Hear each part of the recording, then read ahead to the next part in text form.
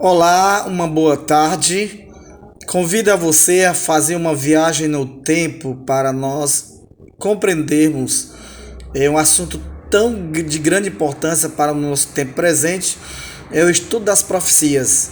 O profeta Daniel e depois João, no livro do Apocalipse, trazem mensagens do passado, do presente e aponta para o futuro. Vamos lá fazer essa viagem?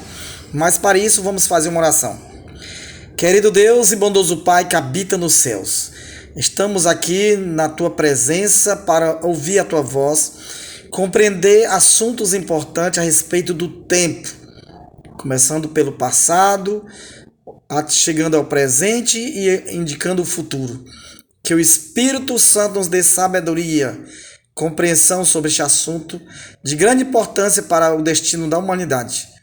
Que o Senhor nos abençoe em nome de Jesus. Amém. Então nós estamos aí diante de uma estátua, né? Essa estátua aí esplêndida, gloriosa, né? Foi construída por Nabucodonosor. E aqui na Bíblia, no capítulo 2 de Daniel, né? Fala justamente dessa estátua, né? Diz assim no capítulo 2: No segundo ano do reinado de Nabucodonosor, teve este um sonho, e seu espírito perturbou e passou-lhe o sono. Então Nabucodonosor teve um sonho e ficou perturbado porque havia esquecido o sonho. Aí, a partir do versículo 2, né, você vai lendo aí nós vemos ali Nabucodonosor fazendo uma convocação para que os sábios, o povo que estava ali em seu serviço, pudesse dizer o seu sonho e a interpretação. Mas eles, de forma humilde, disseram que o rei requer. Nenhum rei, por mais poderoso que tenha sido, requereu isso do rei. E o rei agora, irado, né, decepcionado, porque não tinha resposta para aquilo que estava incomodando, o rei Nabucodonosor decretou a morte de todos os sábios de Babilônia. Agora é interessante que quando saiu o decreto para matar os sábios de Babilônia por não ter ajudado o rei a saber o que tinha sonhado e o significado, as pessoas encarregadas disso, a primeira coisa que fizeram foi procurar Daniel. Só que Daniel era um profeta, um homem de fé, um homem que sabia para onde ia, né? Pelo que Deus tinha atuado de maneira assim miraculosa em sua vida. Então Daniel mandou que desse um tempo, não porque ele soubesse a resposta, mas porque ele acreditava que Deus iria usá-lo para aquele momento tão significativo para a história do Império de Babilônia e para a história do mundo, principalmente para o povo de Deus que naquele momento estava sendo escravizado, exilado lá em Babilônia. E aí Daniel chamou seus companheiros, né? Tá no capítulo, no versículo 17 do capítulo 12, diz assim: Então Daniel foi para casa e fez saber o caso a Ananias, Misael e Azarias, seus companheiros, para que pedisse misericórdia ao Deus do céu sobre este mistério, a fim de que Daniel e seus companheiros não perecessem com o resto dos sábios de Babilônia. Aí no versículo 19: Então foi revelado o ministério a Daniel numa visão de noite. Daniel bendisse o Deus do céu. Disse Daniel: Seja bendito o nome de Deus de eternidade a eternidade, porque dele é a sabedoria e o poder. É ele quem muda os tempos e as estações, remove reis e estabelece reis. Ele dá sabedoria aos sábios e entendimento aos inteligentes. Ele revela o profundo e o escondido, conhece o que está em trevas e com ele mora a luz. Aqui Daniel fez uma declaração assim muito profunda a respeito de Deus, que é soberano, que é Senhor, que nada que acontece está ao acaso, é aleatório, mas o Senhor, ele está no comando da história das nações. E aí Daniel, depois que louvou o Senhor, porque agora sabia o que o rei tinha sonhado, aí ele se apresenta ao rei. E aí no versículo 17 ele vai fazer essa declaração baseada nessa imagem que você está vendo aí, tá certo? No versículo 37 ele diz assim: Tu, ó rei, rei de reis, a quem o Deus do céu te conferiu o reino, o poder, a força e a glória. a cujas mãos foram entregues os filhos dos homens, onde quer que eles habitem. Então veja bem, Daniel começa aqui identificando o rei Nabucodonosor como essa pessoa escolhida por Deus para um propósito. O domínio, a grandeza eram dados por Deus. Quando ele diz que Deus coloca reis, Deus remove reis, estabelece, muda os tempos, muda as estações. Então nada foge ao controle e à soberania de Deus. E aí ele, nesse sonho, né, porque o problema começou assim. O rei Nabucodonosor, ao se estabelecer como grande imperador, veio a preocupação, né? Quem será o meu sucessor? Será um outro povo? Será o meu descendente, né? E aí ele teve um sonho, né? No versículo 31, Daniel começa a descrever ali na presença do rei, né? No 31 diz assim: Tu, ó rei, estava vendo, e eis aí uma grande estátua. Observe a estátua, né? Uma grande estátua, esta que era imensa e de extraordinário esplendor. Estava em pé diante de ti, e a sua aparência era terrível. A cabeça era de ouro fino, o peito e os braços de prata, o ventre e os quadris de bronze, e as pernas de ferro, e os pés de parte de ferro e em parte de barro. Quando estava olhando, uma pedra foi cortada sem auxílio de mãos, feriu a estátua dos pés de ferro e de barro, e os esmiuçou. Aí, a partir do versículo de 37, Daniel começa a dizer que a cabeça de ouro representava o reino de Nabucodonosor. Babilônia, esse primeiro e grande império que dominou toda a região conhecida na época. Aí ele vai descrevendo, né? Assim, o segundo metal, que é prata, representa um segundo reino. A parte de bronze, os quadris, um terceiro reino. E, por fim, o quarto reino, que representa essa parte mais longa, que é o ferro, que esmiuça tudo. E então Daniel começa a descrever aqui, explicando, né? Que cada uma das partes são reinos. E aí, quando a gente vai na história, né, começando por Nabucodonosor, né, que é o personagem aqui indicado por Daniel nessa revelação, nós vemos que após o império de Babilônia, veio os Medo-Persas. Depois dos Medo-Persas veio a Grécia. E por fim, o maior e terrível império, que foi o Império Romano. Então, aproximadamente no ano 606 a.C., Nabucodonosor consolidou seu poder. E no ano 538, os Medo-Persas dominaram Babilônia, né? Dario dominou ali Babilônia, estabelecendo o reino dos Medo-Persas. Passaram muitos anos, e no ano 331 a Grécia dominou, através do grande Alexandre, né? Um homem muito culto de Macedônia, dominou o mundo, né? Estabelecendo ali o terceiro reino. E no ano 168 a.C., aí veio o momento do domínio do Império Romano. E quando nós lemos aqui o capítulo 8 de Daniel, abre a sua Bíblia e confira, né? Aí Daniel vai descrevendo aqui, né, que ele teve uma visão, no versículo 3, ele diz assim: Então levantei os olhos e vi, eis diante de mim, do rio, estava um carneiro, o qual tinha 2 chifres. E aí ele vai descrevendo, né? Aí o carneiro, né, dava amarradas, ninguém podia resistir. E no meio desse período, né, aparece um bode. No versículo 5 diz assim: Eis que um bode vindo do ocidente sobre toda a terra, mas sem tocar no chão. Este bode tinha um chifre notável entre os olhos. Dirigiu-se ao carneiro, que tinha 2 chifres, o qual eu tinha visto diante do rio, e correu contra ele com todo o seu furioso poder. Então aqui mostra o conflito entre um bode e um carneiro. Aí quando você vai lá no versículo 20, o próprio Deus revela ali a Daniel quem seria, o que significava esses 2 animais, o carneiro e o bode, né? No versículo 20 do capítulo 8: Aquele carneiro com 2 chifres que viste são os reis da Média e da Pérsia, mas o bode peludo é o rei da Grécia. O chifre grande entre os olhos é o primeiro rei. É interessante aqui no capítulo 8, né? Ele vai ajudar a compreender aí o capítulo 2.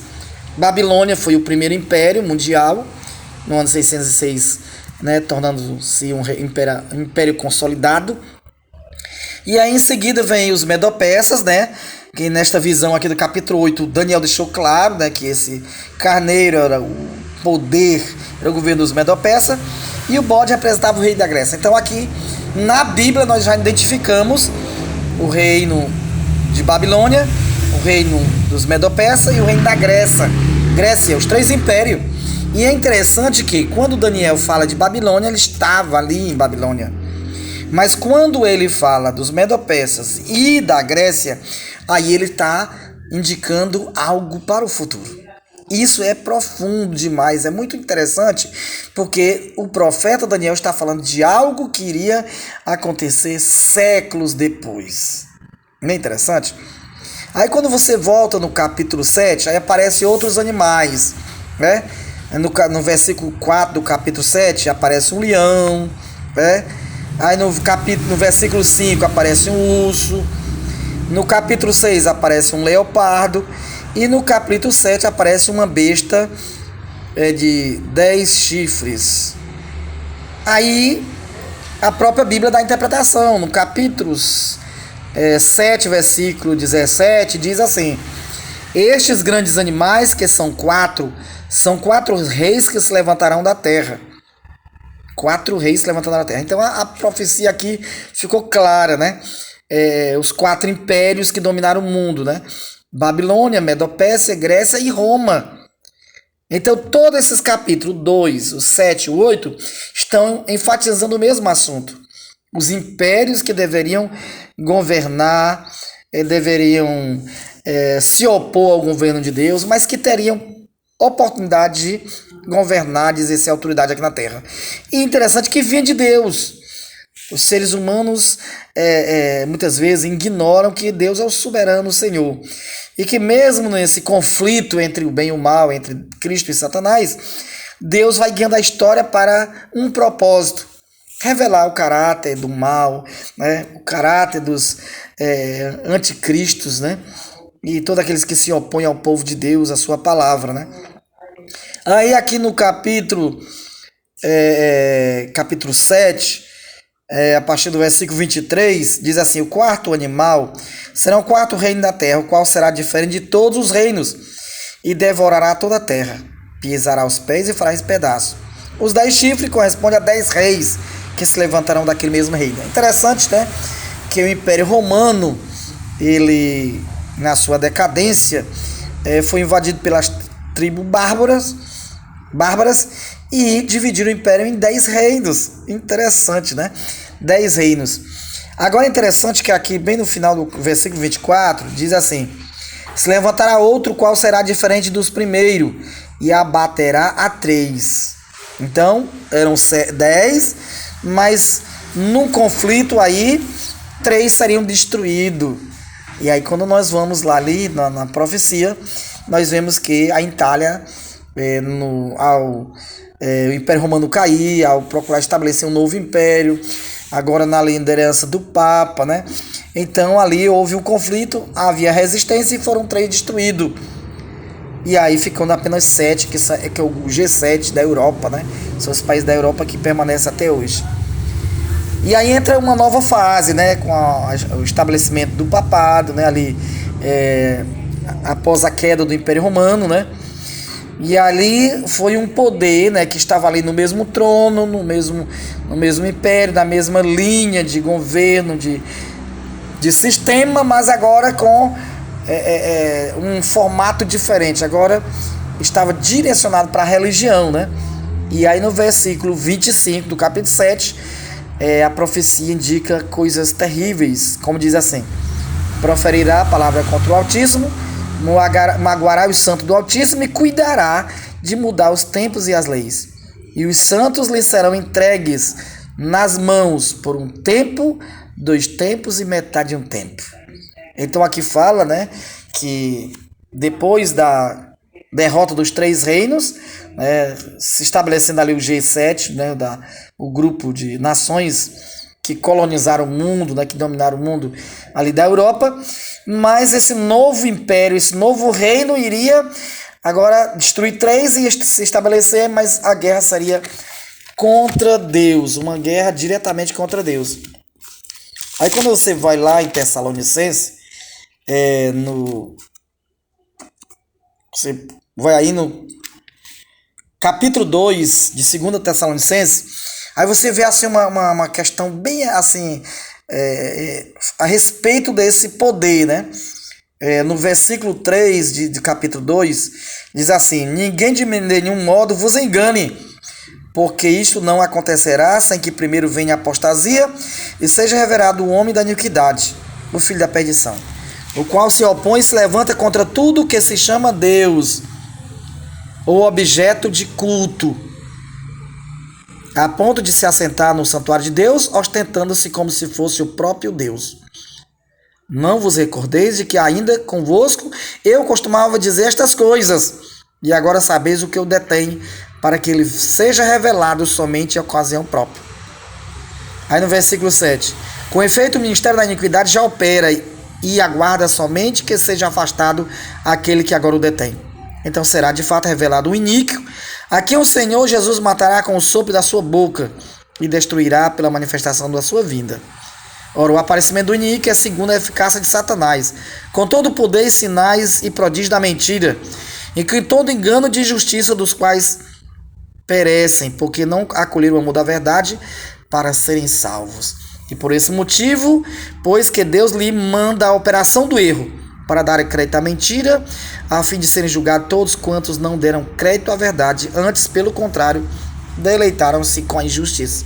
Então nós vemos aqui a história, né, bem clara na profecia, e a gente sabe que esse conflito entre Deus e Satanás vem desde o céu, né? Satanás, né, que era um anjo de luz, era um querubim ungido, regia o coração celestial, ele se levantou contra Deus, ele cobiçou a posição de Deus, ele queria ser adorado como Deus, governar como Deus, e aí foi lá em Apocalipse 7, né, Deus lança ele fora, e aí ele chega aqui na terra e é acolhido, né, quando ele consegue enganar Adão e Eva. E aí começa dois sistemas funcionando, o sistema do nosso planeta, que é um sistema corrupto, anticristão, a ideia de Deus, né, a soberania de Deus, é um governo humano e que tem afastado a humanidade, levando a uma crise moral, existencial, né? É uma corrupção em todos os sentidos, mas direcionado de forma a separar o homem e a mulher de Deus. O objeto aqui é a adoração, né? Aqui fala que o homem da iniquidade, ele ia se sentar no trono de Deus e ostentar como se fosse Deus. Ou seja, as prerrogativas direcionadas seriam para ele. Adorar ele no lugar de Deus, confessar pecado a ele e não a Deus. Ou seja, toda a autoridade de Cristo passaria para um homem.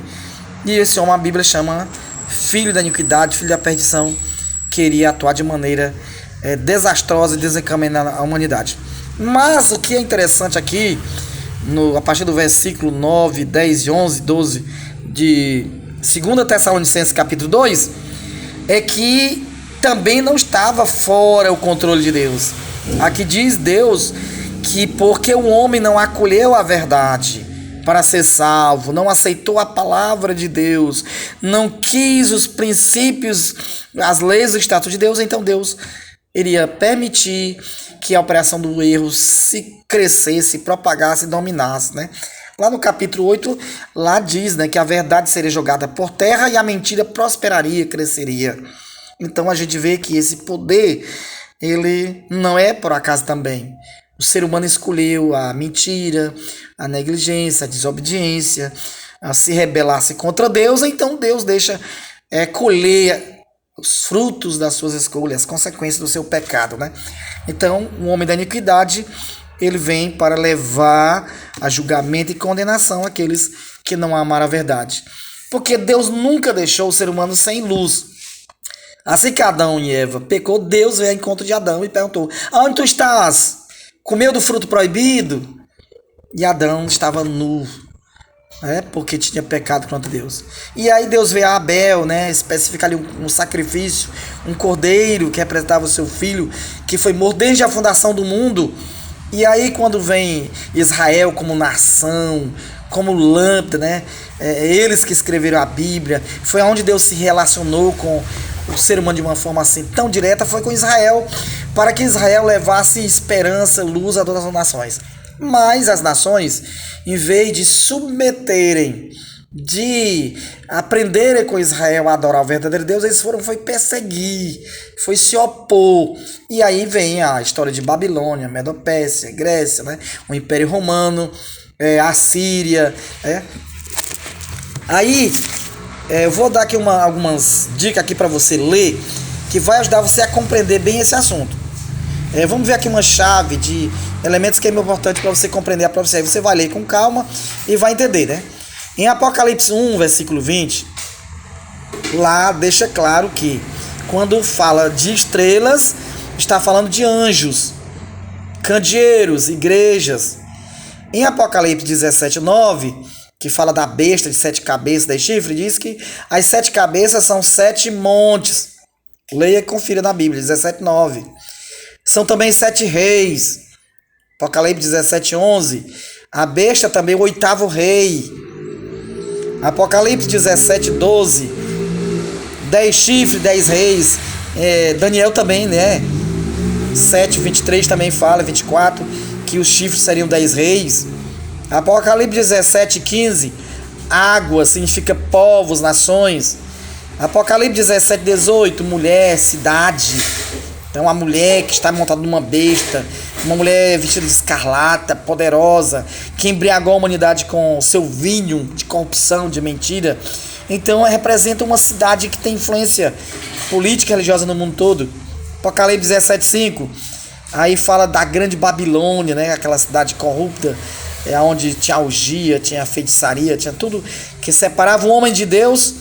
Aparece, né, como mãe das meretrizes, das abominações, né? Em Apocalipse, lá em Ezequiel 4, versículos 6 e 7, e Números 14, 34, dá uma referência sobre a questão de períodos. Um dia na profecia equivale a um ano, né? É bom você saber disso. Daniel 7, 17, nós já lemos, né? 4 animais, 4 reinos, ou seja, 4 impérios. E aí quando a gente vai na história, né? Babilônia, no ano 606, tornou-se o primeiro império, né? Para dominar a região conhecida da época. Foram 68 anos de poder. Medo-Persas, no ano 338, domínio de 207 anos. E é interessante, lembrando que o profeta já disse que a Grécia seria o próximo, né? Quando ele escreveu, a Grécia era pequena, né? Não havia nenhuma expectativa do domínio grego. Foram 207 anos depois. Aí a Grécia começou a dominar no ano 331, né, com Alexandre, o Alexandre Grande, né? E os gregos dominaram 163 anos, né? E aí veio o Império Romano no ano 68, 476 anos.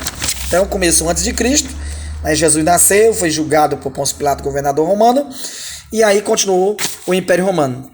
Em Daniel 7, 23, fala da divisão do Império Romano em 10 reinos, que aí nós encontramos ali na história os alamanos, os francos, os visigodos, os lombardos, os érulos, os suevos, os anglo-saxões, os borgudos e vândalos, e a Itália. Então, 10 povos que surgiram a partir da queda do Império Romano. E aí 3 foram destruídos, né? No capítulo 7, 24, diz que 3 serão destruídos. Os vândalos, os érulos e os lombardos foram destruídos por não se submeter à nova política de unificação de unidade, né, com o estabelecimento da Roma papal, né? E ali a intenção de formar um novo império, e aí houve resistência e 3 foram destruídos. Ficou apenas as nações europeias, que são bem conhecidas até hoje: a Alemanha, França, Espanha, Itália, Portugal, Inglaterra e Suíça. Esse grupo G7, né, que colonizou o mundo todo, né, estabelecendo aí suas colônias. Apocalipse 13, versículo 5, fala que teria um período de 42 meses de domínio, né? Você calcula 42 vezes 30, né, a média de dia de meses, dá 1.260 dias, pregando ali a ideia de ano, Ezequiel e número. você vai ter 1260 anos. E a gente vai na história, no ano 538, quando foi consolidado o poder papal, né? Ali ela passou a ter realmente um domínio, não tinha mais nenhuma oposição. E aí durante 1260 anos, a Igreja Católica teve uma influência praticamente quase em todo mundo, né? Ninguém teria como enfrentar esse poder, né? Não havia resistência. Mas só que em Apocalipse 13, versículo 3, faria que teria um golpe de morte, mas que se recuperaria, né? E aí quando a gente vai na história, a gente encontra ali Napoleão Bonaparte, em 1798, através do seu general Berthier, eles invadem, né, ali o Vaticano, prende o Papa Pio VI, e aí ele é levado para a cidade de Valência, na França, e aí ele termina o poder papal de 1260 anos. E aí a igreja fica sem poder, né, sem uma autoridade eclesiástica, né, no caso do Papa. Só que anos depois, em 1929, Mussolini, né, o líder da Itália, desapropriou o Vaticano, restituiu o poder ao Papa e ele começou a fazer suas campanhas e hoje está aí numa grande aliança com os Estados Unidos, no Oriente, né, conquistando o mundo. E a Terra diz que a Terra seria maravilhada, seria atraída para esse poder, né, que seria o oitavo reino. Por que o oitavo reino? Porque nós temos ali 4 impérios, 6 reinos, né? Vamos ver aqui todos os reinos que perseguiram o povo de Deus, né? Para você ver a sequência, né? E como coincidem, né? Assim de maneira clara com a profecia, né? As 7 cabeças, 7 reinos, né? São 7 montes, mas 7 reinos. Você vai ali, no Egito, foi a primeira nação que perseguiu o povo de Deus, Egito. Segunda, a Síria. Vai contando aí comigo. Terceiro, Babilônia, 3. Persas, 4. Grécia, 5 e Roma, 6. Quando Jesus nasceu, estava ali no domínio do 6º reino. E João, no capítulo 17, ele fala, né? E o 6º reino, né? Estaria aí, mas duraria pouco tempo e viria o 7º. O 7º, depois da queda do Império Romano, quem assumiu o trono foi o Papa, no ano 538. Viu o período da Idade Média. Então, durante 1260 anos, né, do ano 538 até 1798, Roma teve domínio universal, praticamente universal. Mas a profecia diz que seria golpeado. E também aponta o 8º reino. Justamente, o Império Papal caiu, né, a igreja caiu, perdeu a autoridade, né, com Napoleão Bonaparte, mas Mussolini foi lá e restaurou o poder, começando assim o 8º reino, que procede do primeiro. Interessante que a profecia diz que procede do primeiro, ou seja, o primeiro domínio papal e o segundo, né, que dá o 7º e 8º reino e o último da história da humanidade. Aí quando nós vamos lá para Daniel, quando fala ali do capítulo 2, né, lá no final, na estátua, né, olhando aqui a figura, né, uma pedra vem e destrói toda a estátua, ou seja, todos esses reinos que passaram, já foram destruídos, e agora estamos no 8º, vão ser destruídos na volta de Jesus. Jesus vai voltar, né? A Bíblia diz hoje, diante da crise que nós estamos, crise econômica, crise financeira, crise existencial, aí Jesus diz, não se turbe o vosso coração, credes em Deus, credes também em mim. Na casa de meu pai há muitas moradas, se não fosse assim eu vos teria dito, pois vou preparar lugar e voltarei. E receberei vocês para que estejam comigo. E aí Jesus descreveu todos os sinais que indicam o estabelecimento do reino de Deus na volta do nosso Senhor Jesus Cristo. E aí nós vemos que estamos no 8º reino, o último período da história de reinos que Deus permitiu que se estabelecesse para provar, né, aqueles que realmente optam em servir ao Senhor. Então já se passaram, passou o Egito, passou a Síria, passou a Babilônia, passou a Medo-Pérsia, passou a Grécia, passou a Roma Imperial, passou a Roma Papal. Estamos agora no 8º, né, que é a segunda fase do sistema papal, né? E aí vai vir a parte, né, dos Estados Unidos, Apocalipse 11, não, 13, a partir do 11 fala de um poder político e religioso que vai se estabelecer, que vai fazer decretos de morte, que vai proibir comprar e vender, né? Vem o sinal da besta, né? Tudo isso que está faltando se cumprir para Jesus voltar.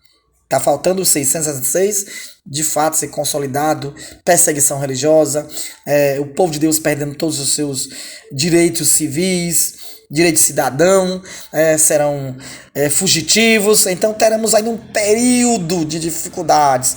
Nós estamos apavorados com essa coronavírus, mas coisas piores vão vir. Hoje eu ainda posso comprar, você ainda pode comprar, pode negociar, né? Mas vai vir um período que nós não podemos nem comprar e nem vender. E quem estará na liderança é os Estados Unidos, né, unindo-se com o Papa, né, a gente já vê ali a aliança entre os dois. A Bíblia fala de 3 poderes, né, Apocalipse 16, 13 e 14 fala de 3 poderes. Né. Hoje nós podemos indicar de forma assim clara, né, a união entre o Papa e os Estados Unidos e o espiritualismo. Né. O espiritualismo umas ideias assim muito fortes com relação à manifestação de poderes. Então nessa tríplice aliança se cumpre a profecia, o conflito entre Deus e Satanás chegando ao fim. O grande Armagedon, né? Mas a pergunta é, de que lado você está? Deus tem uma lei, 10 mandamentos, a terra sofre por causa da maldição da transgressão, né? Isaías deixa claro, o profeta Isaías, que por causa da nossa desobediência, das nossas transgressões, desrespeito à lei de Deus, nós temos sofrido maldição, a terra está aí devastada e a cada dia acontece mais coisa desastrosa. E o profeta Isaías, né, disse que tudo por causa da nossa transgressão. Leia aí, confira comigo, né, para a gente terminar aqui. Isaías 24 diz assim: eis que o Senhor vai devastar e desolar a terra, vai transtornar sua superfície e lhes dispersará os moradores. Aí você vai vendo que sucede ao povo, sucede ao sacerdote, aos governantes, sucede a todo mundo, não vai ficar ninguém fora. Aí no versículo 3, a terra será de todo devastada, totalmente saqueada, diz o Senhor. Então é o Senhor que está falando, né? Aí vai dizendo que a terra murcha, enfraquece, né? Aí no versículo 5 diz assim: a terra está contaminada por causa dos seus moradores, porque transgridem as leis e violam os estatutos e quebram a aliança eterna. Então aí está o problema. Desde que Adão optou em pecar, nós temos a tendência natural de não nos submeter a Deus, às autoridades, questionamos tudo, né? Somos insubmissos, principalmente a lei de Deus, os 10 mandamentos, né? Que está em Êxodo 20. Mas a gente prefere seguir a lei do catecismo, a lei de cada nação, a lei dos homens, e ignoramos a lei de Deus, que é o nosso respeito, reconhecimento da soberania de Deus e também as relações entre nós. Os 10 mandamentos tratam disso aí, relação com Deus, relação com o homem, com o nosso semelhante. E aí a maldição da terra, no versículo 6 diz: por isso a maldição consome a terra, e os que habitam nela serão culpados, por isso serão queimados os moradores da terra, e poucos homens restarão. Então a terra está amaldiçoada, eu e você contribuímos, né? A vida nossa é de pecado, transgressão, de rebelião contra os princípios, contra a lei de Deus, e aí sofremos aí, tá aí a pandemia e muitas coisas